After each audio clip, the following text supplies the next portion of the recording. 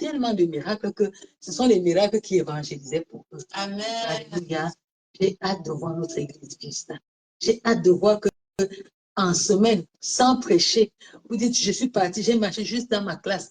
Les gens ont commencé à se repentir. Amen. À l'école, mon camarade, je causais avec mon camarade comme s'il s'est mis à genoux et il a commencé à se repentir et à donner sa vie à Jésus.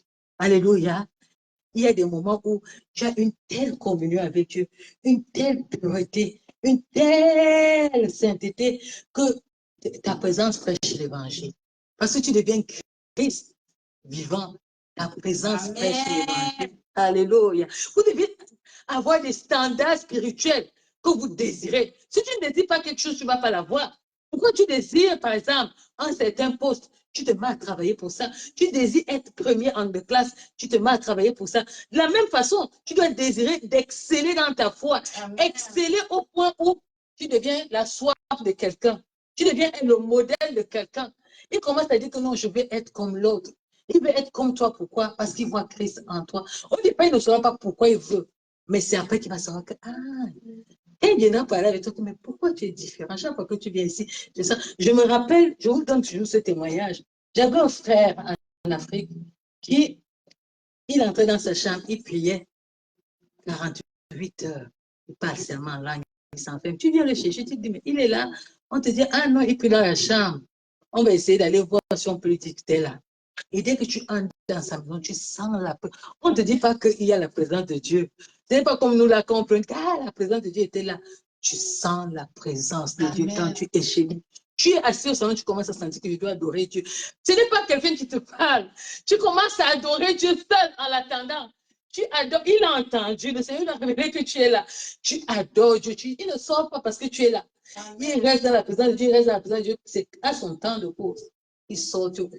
Dès que tu le vois, la présence de Dieu te frappe. Il y a les présences de Dieu qu'on ne dit pas à quelqu'un qui a la présence de Dieu. Tu sais qu'il y a la présence de Dieu parce que la présence de Dieu te rend ministère et que le Saint-Esprit atteste dans ton cœur que Dieu est ici. C'est vers là que nous allons. C'est à ce point que nous devons arriver. Une prière, une vie de prière au point où je n'ouvre plus ma bouche. La prière est vivante à l'intérieur de moi. Alléluia.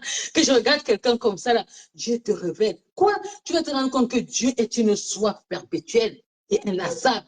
Il est une soif d'âme. Il est toujours en pleine conquête. C'est un Dieu conquérant. J'aime parce qu'il est victorieux dans la conquête. Alléluia.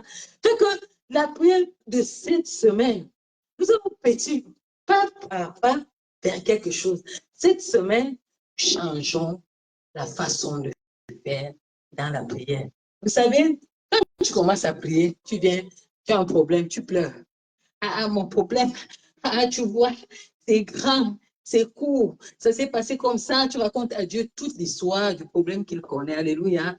Oui, et après, quand on vous donne un problème en classe, par exemple, tu vas prier, tu vas crier sur le problème, tu vas prendre le stylo, tu vas commencer à essayer de résoudre le problème. Tu comprends? Dans la prière aussi, quand tu as fini de crier et pleurer, Dieu va te dire, regardez, quand vous lisez les évangiles, Jésus posait souvent la question, Jean, qu'est-ce que tu veux que je fasse pour toi? Je te pose la question aujourd'hui, qu'est-ce que tu veux que je fasse? Tu as prié, tu comprends? Tu dois amener Dieu à te poser cette question afin que tu aies un exaucement. Alléluia. Amen. Je me suis agitée, j'ai pleuré, mais je me rends compte que non, il dit, tout pouvoir m'a été donné. Imagine-toi, j'ai le pouvoir maintenant. Ça veut dire que je peux déclarer des choses, je peux dire des choses, elles doivent se passer. Si j'ai mis de mon côté la sainteté, la purification, la volonté de Dieu, je cherche dans mon être entier est transformé, je me tiens dans la vérité. Pourquoi Dieu ne va pas m'exaucer? Il dit même une chose simple que nous connaissons. Quand tes voies lui plaisent, il dispose favorablement. Seulement que tes voies lui plaisent, tu n'as même pas prié. Tes voies lui plaisent seulement. Alors, n'en parlons pas que tes voix lui plaisent, on ajoute à tes voix lui plaisent la prière fervente, incessante du juste.